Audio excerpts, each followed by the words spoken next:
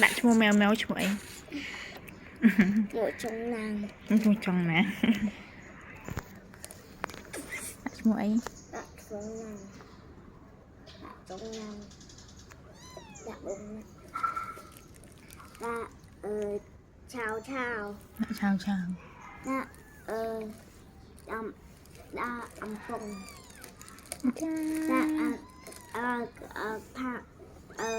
Cute. Cute. Cặp. Mà về lề nhé. Mình việc đế các mong có tắt đế cái mà ta. Để cơ bài chương. Vì si chạy át vì ạch sẽ hơn.